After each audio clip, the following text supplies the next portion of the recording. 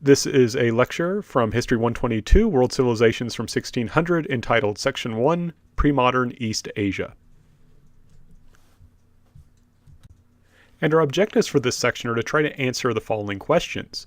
First of all, if East Asia, and East Asia is made up traditionally of China, Japan, and Korea, was wealthy or more powerful than the West, why did the West eventually overtake these three countries?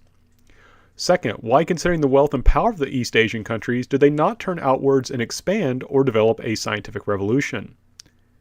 Third, why did these three countries focus on stability over development? And four is, how are these East Asian countries different? Right, so the first three questions, we're kind of treating this as a region where the countries are very similar. But in the fourth question, we're trying to emphasize how these three countries are different. And it's important to understand that though they do share some commonalities, they also have some important differences. So we will begin with China, particularly the Chinese imperial system. So in China, they had an emperor, and the emperor claimed that he was chosen by the mandate of heaven. Right? The Chinese believed in something called heaven, and it's kind of similar to the Christian, Judeo-Islamic understanding of God in some ways, particularly the idea that God is benevolent, that God cares about humanity. And so the Chinese thought that heaven chose the most moral family to rule their country. And what's important is that China believed that because heaven chose them for this honor, they were a special place. The word for China was often the Middle Kingdom, and they don't mean the Medium Kingdom, or they meant the Central Kingdom. That's not only the center of the world, but is in fact the center of the universe. But like I said, because this emperor is understood to be chosen by heaven, because he is very moral, and then heaven will continue to choose his family to govern China, this gives this emperor a lot of power, and it's also understood by the Chinese that this made them central, and they believed in particular that there could only be one emperor in the world. Right, so there was no equal to China. The best you could do from the Chinese perspective was to be a king unless you were the emperor of China, right? So for example, Korea will only have a king during this time period, right? The Chinese said we are the center because the heaven chooses us specifically to be the intermediary between heaven and earth, and therefore it was understood that the emperor had both political and religious functions, right? So the emperor isn't just a political ruler. The emperor is also kind of a priest. The emperor interceded, was the intermediary between the people he ruled on earth and heaven. And so the emperor was understood not simply to have a political role, but also to have moral and ritual duties. Right? And you can see on the picture on the right, that is a picture of the altar of heaven. And it was there that the emperor or the emperor's representative would offer sacrifice of grain and meat, and they typically burnt the sacrifice. That's why there's no ceiling to this altar. There's, you would think of an altar normally being inside a temple. They don't do that here because they want the smoke of the burnt offering, the meat and grain that they burn, they want that to rise up to heaven. Now, it's understood that, and this you can kind of see is a very, I think, practical measurement, that if the emperor is a good ruler, if he performs his moral and ritual duty correctly, the Chinese people, in fact, the whole world, will prosper, right? That's kind of the basic idea. So Chinese people would say, oh, if we have food to eat, if we have a place to live, if we have clothes to wear, our emperor is doing a good job. Now, let's say you have an emperor who's not doing a good job. Well, heaven, being benevolent, will warn an emperor if he does a bad job. And this is because heaven is benevolent and wants the emperor to reform his conduct, right? He doesn't want just, heaven doesn't want just to instantly punish an emperor, wants to give the emperor a chance. And this can be done through various signs, through various omens, things like earthquakes perhaps, or famines. But the one I want to focus on in particular are astronomical phenomenons. So for example, a comet. Comets are kind of freaky, right? If you are used to a place without light pollution, which ancient China would have been, you would have been able to clearly see the night sky, and it would be kind of shocking to see a star moving, what looks like a star moving very quickly across the heavens. And of course, eclipses. Eclipses are kind of freaky. Because, imagine this, you're a farmer, you're working out in the field, it's noon, and all of a sudden the moon blots out the sun. That's kind of freaky when you don't understand modern science. Even if you do understand modern science, an eclipse is still pretty darn impressive. Now, if an emperor was doing a good job, he would have astronomers who were talented who would help make a calendar that would predict the coming of comets and eclipses. And usually an emperor would then use the calendar and these technically skilled astronomers to predict that a comet or eclipse would happen. And if that happened, then people said, oh, the emperor's doing a great job. We have a good emperor. He predicted the coming comet. He predicted the coming eclipse. This is a good emperor. On the other hand, if the emperor failed to predict those comets or those eclipses, people would say, oh, we have a bad emperor, right? If the emperor was really doing a good job, if the emperor was really acting as the intermediary between heaven and earth, he would predict that comet. He would have predicted that eclipse. So the emperors want to be very strict about being able to predict these things correctly. Now you may say, oh, well, how does that have anything to do with being a good ruler or not? Well, even if we don't accept this whole concept that heaven chooses the most moral person to rule China, it should be noted that someone who is a diligent and careful emperor who takes the time to make sure to employ the correct people to do this stuff, he probably is doing a good job in other places as well, right? So this actually is, I think, in many ways a good measurement. Now, let's say, though, that you have a bad emperor who doesn't care, and then these comets and eclipses keep coming, and he just ignores those warnings.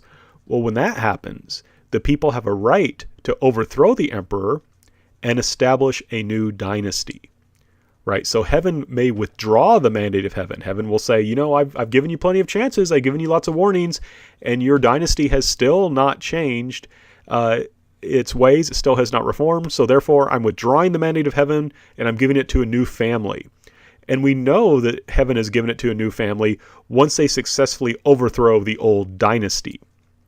So in some ways, it's kind of a self-fulfilling prophecy. Basically, the Chinese thought you could never establish another dynasty without heaven's help. So if you were successful in overthrowing the old dynasty, you had the right to establish a new dynasty. That's basically how it was understood to work. But what this allowed was a way to get rid of a bad government and bring in a new government that would hopefully do a better job.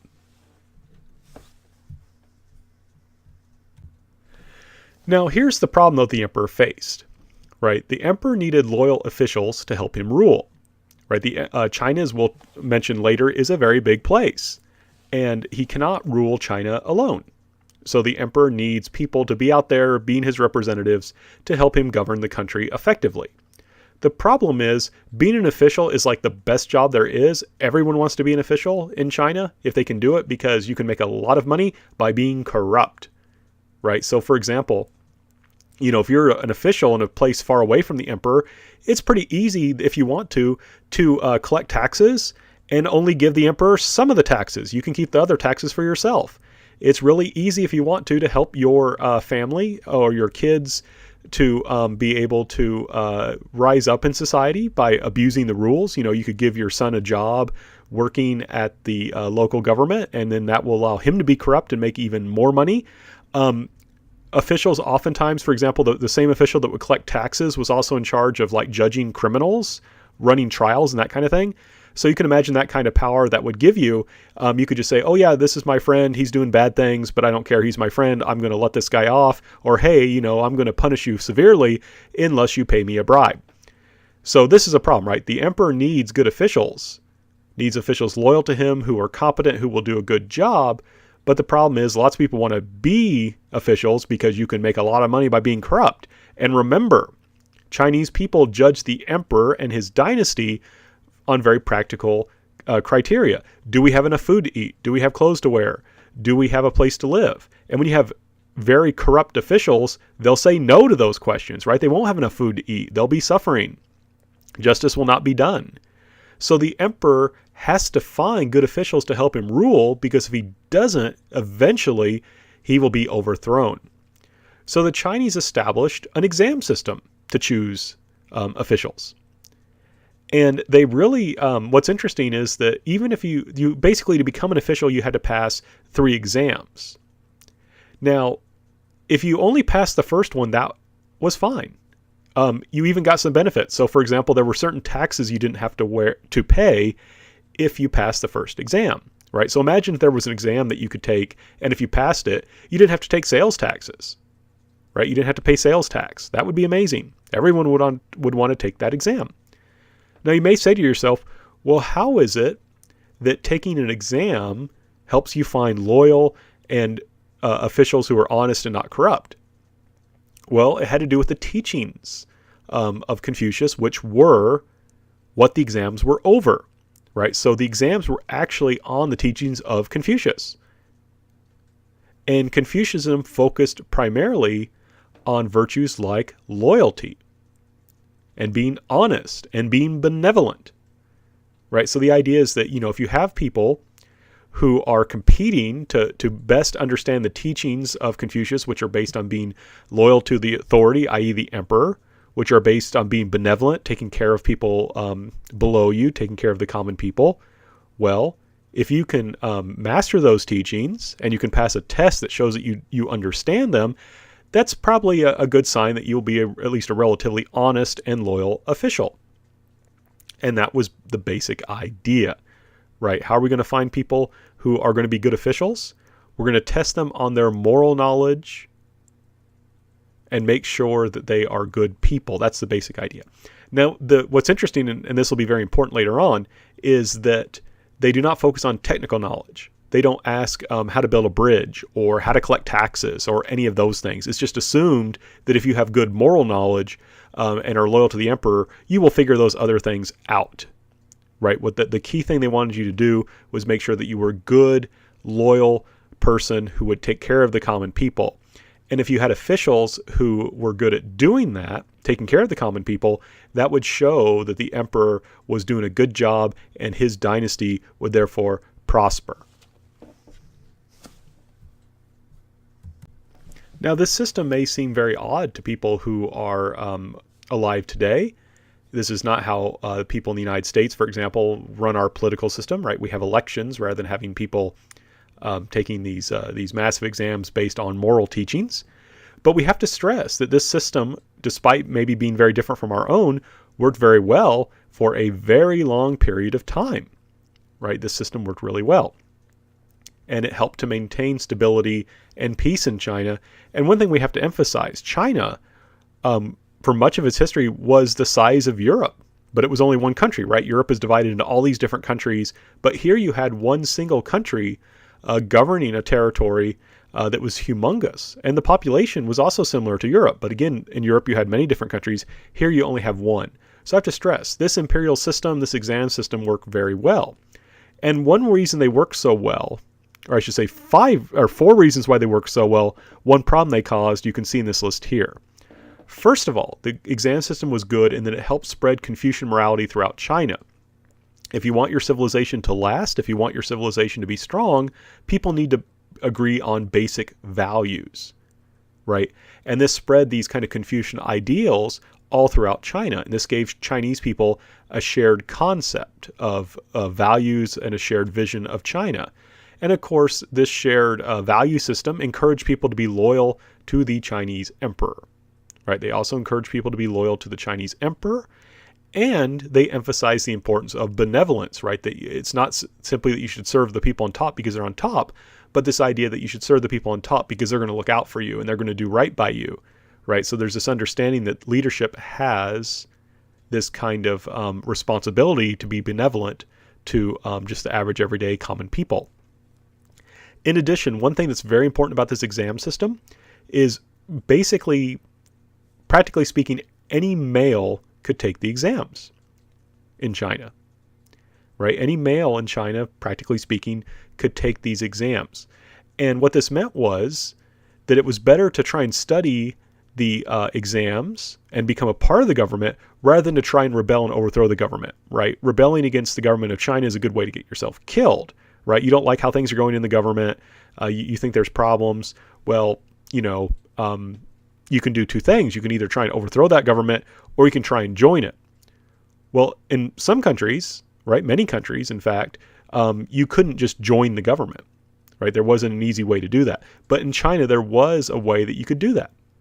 So it made more sense, rather than trying to rebel, it actually made more sense to study for the exams, hopefully pass them, and then you could become a part of the government. You could get access to that power, and you could try and change things if you were talented enough. And one thing I want to stress, this really did work. I mean, sometimes it took several generations, but you would have a case where you'd have some peasants who worked really hard, got lots of land. Their kids would use that land to invest in business. And then their kids, the peasants' grandkids, would have enough money that they could study for and then take and pass the exams and then become officials. It may take several generations, but they could do it.